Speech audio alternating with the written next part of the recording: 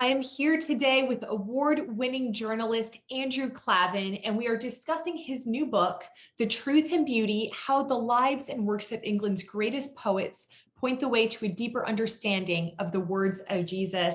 I was an English major, so it's always fun to sort of, go back and read about the Romantics and then also to parallel that with the words of Jesus Christ. So let's jump right in and tell me why you wrote this book.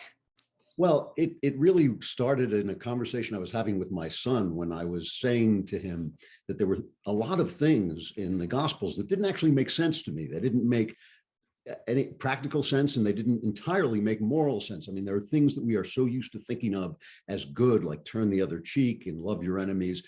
But when I thought about them, I thought, do I really want to do that? Is that really something I even aspire to? If somebody struck me, wouldn't I strike him back? And certainly if someone struck any of the people I love, I wouldn't hesitate to strike back. And so I started to think, the more I thought about it, the more I thought, this is a little blurry. I feel like every time I understand what Jesus is saying, I get happier. I get more joyful, my life goes better, I get more serene, and yet some of it is simply, in all honesty, not making sense. And my son, who's a very brilliant guy, he's an Oxford doctorate in classics, he's very thoughtful about all these issues. He turned to me and he said, well, I think the problem is you're trying to understand a philosophy instead of trying to get to know a person. And the minute I heard that, I thought that is actually absolutely right, because only when you really know somebody do you understand the subtleties of what they're saying, and you understand where they're coming from, when they're joking, when they're trying to be a little bit sarcastic or ironic. All of those things you only get to know when you can see somebody actually practically. So I decided to go back to the Gospels and start from scratch. Forget about anything that St. Paul had said, forget about anything that the theologians said, forget about the traditions of the church, and just read it as to get to know Jesus. And I taught myself Greek, which was not very easy. I wasn't very good at it, but at least I could start to read it in the language, the oldest language we have. And as I was reading it, what kept coming back into my mind were the poems of the Romantics, guys like Wordsworth and Keats and Coleridge. I kept hearing a kind of an echo of those. And I thought, why is that? And I went back to those poems, which I love so much and I've studied all my life. And I realized there was a reason for it. The Romantic period was very much like our period. It was a period when faith started to fail. It was a period when radical politics were on the rise, a period when people started questioning gender roles and the efficacy of marriage. All of those things, and all of those things centered on a growing sense of unbelief, a growing sense of atheism in the world. When you lose touch with God, it becomes harder and harder to know what's true, what's right, and who you are. Those are all things that we depend upon God to sort of give us a ground floor on. And so these poets started to write poetry in that world, and their reaction to that world started to recreate some of the faith that had gone out of the world, some of the Christian attitudes that had gone out of the world, and did it in such beautiful poetic language that it really sticks in your head and really changes the way you read the Gospels. You go back to the Gospels after reading the poetry, and the Gospels kind of come to life in a new way. They say Jesus Christ is the same yesterday, today, and tomorrow, and that's true, but we're not. Our situation changes, our world changes, our consciousness changes. And I felt like these poets were speaking in a modern way about this ancient wisdom, that it was kind of like a bridge that was connecting me to Jesus Christ directly, and helping me to get to know how he saw things, not just what he said, how he saw things. And that just changed the way I read the Gospels entirely. Well, what was so interesting to me is these poets were not all men of faith. Some of them, and you highlight this, were extremely troubled. They dealt with sickness, they dealt with depression, they dealt with mental illness. So it's so interesting to me that these very fallible human beings can still shed light on the Gospels. Yeah, especially I think Samuel Taylor Coleridge, who was maybe the most troubled. He was a drug addict. He was just he never really became what he should have been. He was a brilliant man, by far, not just the smartest of the poets, but he was one of the smartest people who ever lived. He was in the last period in time when you could actually know everything, before science just created so much information that no one person could know everything. And Coleridge did know everything. And of all of them, he was the one guy who really was a faithful Christian. He changed his attitudes of Christianity, had different kinds of Christianity, but he always came back to it, and he was always inspired by it. And Coleridge appears kind of like a spirit in all of their lives. In every single, I cover mostly these three poets, Coleridge, Wordsworth, and Keats, but I also talk about Mary Shelley, who wrote the novel Frankenstein, and what she had to say about women in a scientific age. And each of these people were deeply affected by Samuel Taylor Coleridge. He talked ceaselessly. He never stopped talking. And everybody he talked to was changed by the things he said.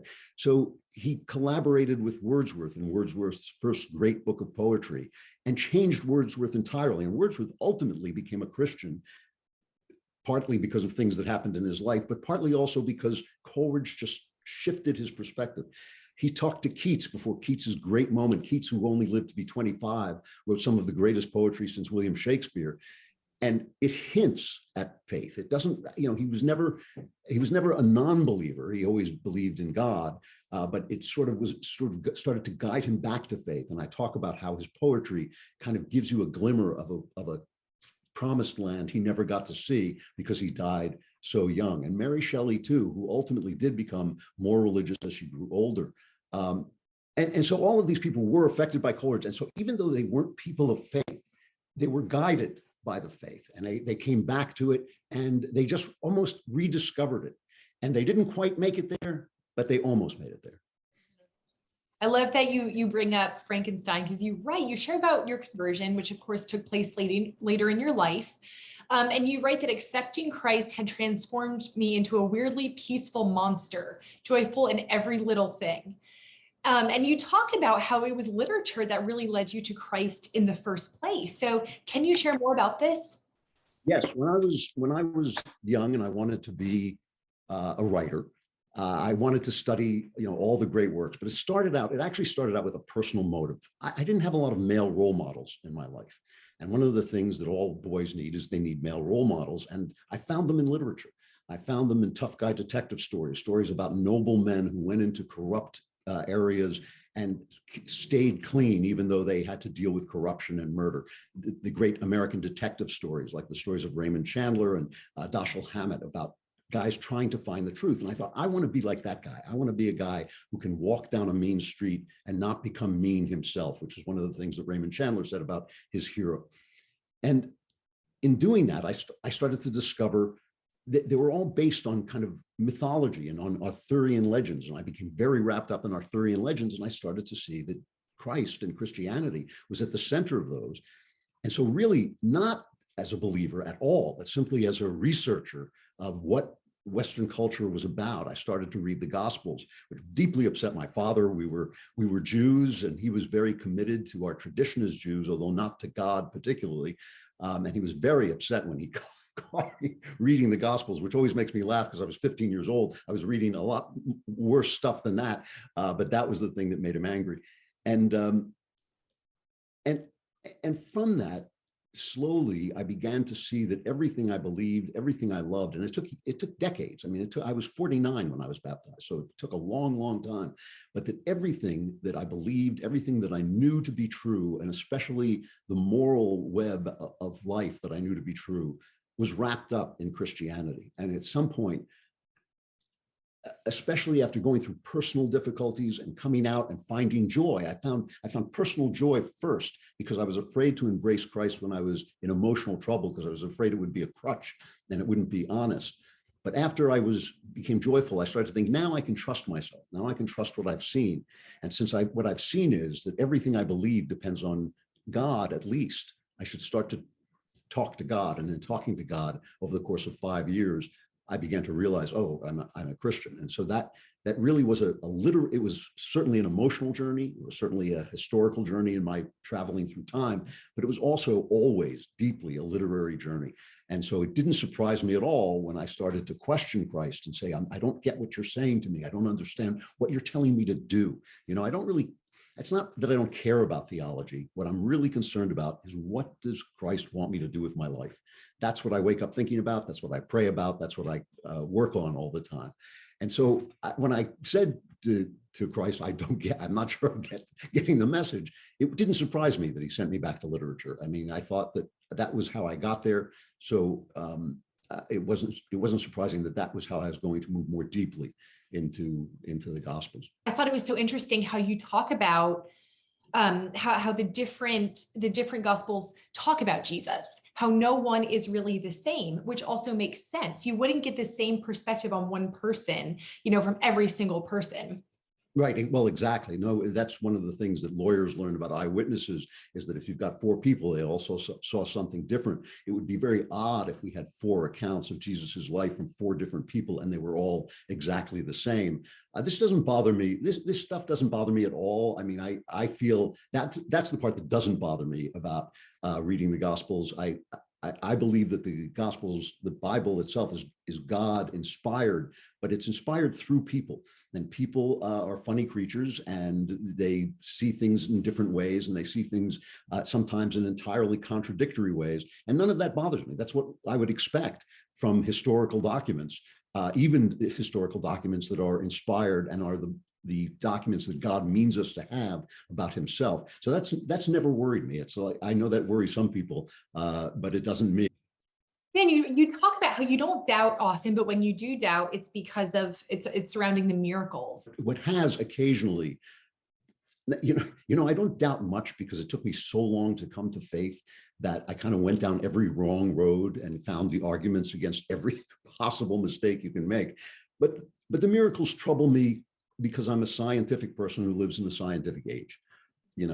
Things don't work the way the Bible sometimes depicts them as working. You can't just say to somebody, be healed, and have him be healed. That, faith healers almost always turn out to be fakes. Everyone I've ever seen has turned out to be a fake. I make the point that they used to ring bells to chase away lightning because they thought lightning was being thrown by demons, and they thought if they rang church bells, it would go away. And of course, they climbed up into the church tower and they got hit by lightning off the metal bell. So that didn't work very well. Benjamin Franklin's lightning rod worked better. So the miracles trouble me because they take place in a world that's not like the world I know. I know a world that works through science. And I say this having seen miracles, having experienced genuine miracles. I mean, I would not be sitting here today if it weren't for a series of miracles in a lot of different ways. But still, it sometimes makes me think, could that possibly have really happened? What the Romantics did was they showed me how much of what Jesus was doing and what he was saying was based on affecting our consciousness, the way we see the world. So much of it, he says it over and over and again. Those who have ears to hear, let them hear. Those who have eyes to see. In other words, he's trying to show us how he sees the world, and how we can start to see the world like him, and sort of have a little bit of the Jesus mind in us. So he says the joy that is in him will be in us. I mean, that's a beautiful thing. It's a beautiful gift to give to somebody, the joy of seeing the world through God's eyes. And again, Jesus says things like, he says, love your enemies. He doesn't say love your enemies because that'll make them nice people. He doesn't say love your enemies because that'll make you a good person. He says, love your enemies because it will make you sons of the Father who treats everyone with mercy and grace, treats everybody the same. And so he said, love your enemies so you can see what God sees. And I have to tell you, when you start to do that, even a little tiny bit, because obviously I'm not a saint, I'm not like a mystic, I'm just a guy doing my job. But even if you see it a little bit, your joy increases exponentially. You suddenly understand, the things that I thought were disappointments aren't disappointments at all. The things that I thought were tragedies have another dimension to them. The things that I expected of the world that didn't come to pass are part of the beauty of the world. And you start to have that, a little bit of that, what Julian of Norwich said, all will be well and all manner of thing will be well.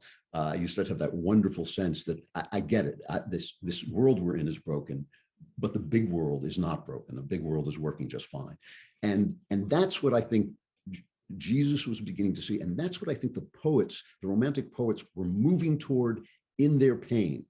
And since I'm not Jesus and I'm not a saint, to come to that vision through fallible, pained, and yet brilliantly talented people suits me. It actually works for me in a way and brings me back to the Gospels refreshed, and that's what I'm trying to do. The book is not a book of literary criticism. It's a book of stories. It's a book of these guys lived such interesting lives. They had such interesting conversations, such interesting things happened to them, that I just kind of tell the stories of their lives and talk about the poetry at the same time, because I just think I want people who are not English majors, who are not necessarily even poetry fans, to see what this kind of art can do and how it can enlarge your vision of things. You must have had such an empathy for these poets, really digging into their lives and getting so familiar with their pain. Yeah, it is funny. I've lived with them my whole life, and especially Wordsworth and Keats. I have a kind of very special emotional relationship to them both. When I was a young man, Keats just seemed to speak right into my heart, almost like an arrow into my heart. And as I grew older, and as I sort of shifted both my political and my religious beliefs, Wordsworth went through this move from being a radical to being hated as a conservative, even though he was always very a guy who loved liberty and wanted more people to be free. And as he became a Christian as well, he kind of lived a little bit of that passage of my life. And so these are guys that I have lived with a long time. I have frequently felt that if there's ever a clerical error and somehow I get into heaven, Keats may be the first person I see, because he knows how I've loved his work so much. And so, it was funny. I had this dream. I talk about this in the book. I had this dream that when I wrote this book, I would get to go back to England, where I lived for many years, get to visit Keats's house and Wordsworth's house again, all places I've been before, maybe talk to some of the scholars. But then COVID hit and we were locked down. And I realized that if I was going to get this book written, I better sit down and write it. And so I ended up writing it in a tiny little outhouse of a workshop that I had in when I was still in California, with my books, a lifetime's collection of books, just piled up around me in this tremendous mess. I was glad my wife never came in, because she would have just thought that something had exploded, and it was very much me and them, instead of being about traveling, instead of being about experts, it was very much just me and them after a lifetime of knowing one another, coming back into that world. And that's what I try to bring to life in the book. The fact that these guys were hilarious. They were, zany. They were troubled. They were in pain. They were human. And yet out of that humanity came this genius that actually reinvented the consciousness of Western man. And I think that, that's the story I try to tell. Yeah. So what is the lesson that we can learn today from the way that the Romantics saw the world? I think that the lesson, the thing that I saw, is because these guys, many of them, were not believers when they wrote their best poetry. And Coleridge was the big exception because he was the smartest of them all. That they looked at nature, just not God, not heaven, just nature. And somehow Christian truth looked back at them. And I think Coleridge, of all of them, saw that even if Jesus had never been born, even if he had never been crucified and resurrected, even if that had never happened in history, the truth of who he was would still be invested in nature. And this is why most of the great Christian thinkers from the very beginning have always said there's a book of scripture and there's a book of nature. And in both of them, we can read the glory of God. And they always said these things actually are telling the same story. And the Romantics proved that to be true. And so I think that what you learn from this, I think, is don't be afraid. Jesus is always saying this, don't be afraid. He said, I think there's one part where he's walking on water and they think he's a ghost. And he says, don't be afraid, it's me. And I think that that's what nature says to us all the time. Don't be afraid, it's me. I am that I am. And I'm even in the lightning and the thunder and the disease and the death and the real terrible things that happen. He's there, he's speaking to you out of this matter. And I think that what they rediscovered in an age when science was making faith shaky, what they rediscovered is that matter, this stuff that we're made out of, is the language in which God speaks to us. And the world in which the world of the supernatural is this world. It's not a fantasy world. It's not a world we have to believe, a million impossible things a day. It's just living in this world with the intensity and presence and wisdom to see what's actually there right in front of you. That's what I think the poets teach us. Well, Andrew, thank you so much for chatting with me. I really enjoyed the book, and I know a lot of other people will too. So I really Thanks so appreciate it. much. It's been great talking to you. I appreciate it.